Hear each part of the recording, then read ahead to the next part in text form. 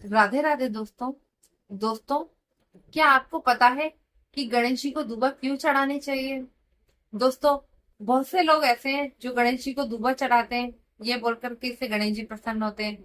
और बहुत सारे लोग हैं जिन्हें ये नहीं पता कि दूबा क्यों चढ़ाई जाती है, लेकिन वे दूसरे लोगों को देखकर गणेश जी को दूबा चढ़ाते हैं। ठीक है, बहुत सारे लोग ऐसा होते हैं जो जिन्हें पंडित जी कहते हैं गणेश जी को दूबा चढ़ाइए, वो गणेश जी को दूबा चढ़ा देते हैं। कुछ लोग ऐसा भी सोचते हैं कि दूबा ना तो कोई भोग है, ना कोई फल है, ना कोई फूल है, तो फिर इसको चढ़ाने से गणेश जी क्यों प्रसन्न हो जाते हैं?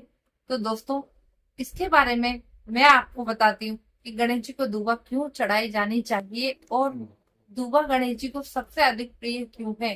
दोस्तों, इसके बारे में प्राचीन काल की एक कथा है, उसको मैं आपको बताने वाली हूँ। दोस्तों, प्राचीन काल में एक असुर था जिसका नाम था अग्नासुर। वह असुर बहुत ही भयानक और बहुत ही भयंकर असुर था। वह देवताओं को, ऋषियों को, मुनियों को, मनुष्यों को, पशुओं को, सभी को निगल जाता था, यानी कि वह आग अग्नि में उन्हें भस्म कर देता था। और उसके प्रकोप से जब सभी लोग बहुत परेशान हो गए, तो सभी लोग जो हैं वो कैलाश पर्वत पर भगवान शिव के पास गए और उन्होंने जाकर भगवान शिव से कहा कि इस असुर से हमें आप ही मुक्ति दिलाइए। तो भगवान शिव यानी कि भोलेनाथ, जो भोले वाले हैं और अपने सभी भक्तों की प्रार्थना बहुत जल्दी सुन लेते हैं, भगवान भोलेनाथ ने ही सभी ऋषि मुनियों को और देवताओं को भगवान गणेश के पास जाने की सलाह दी।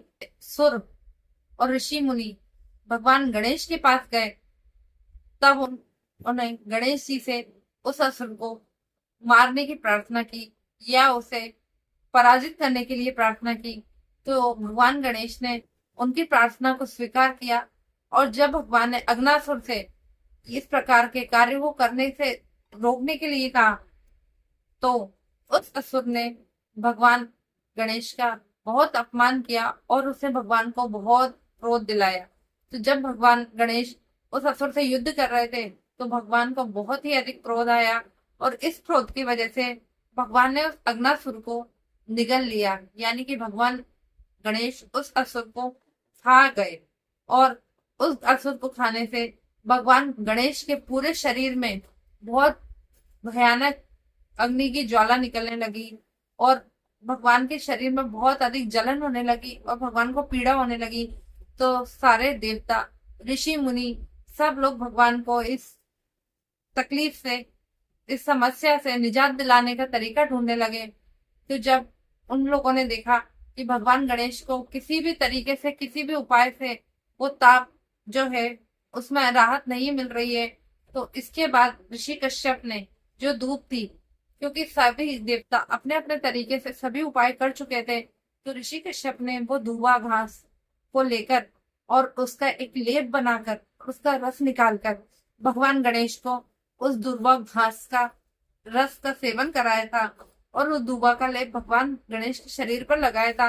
और उससे भगवान का जो ताप है वो नियंत्रित हुआ था और भगवान के शरीर को ठंडक पहुंची थी। इसलिए दोस्तों, भगवान गणेश को दुबा सबसे अधिक प्रिय है और भगवान गणेश दुबा चढ़ाने से सबसे अधिक प्रसन्न होते हैं। तो दोस्तों, अगर आपको मेरे द्वारा दी गई ये जानकारी पसंद आई हो, तो प्लीज मेरी वीडियो को लाइक कीजिएगा और ऐसी और जानकारियों के लिए मेरे चैनल को सब्सक्राइब कीजिएगा और इसे शेयर कीजिएगा। जय श्री कृष्णा। राधे राधे।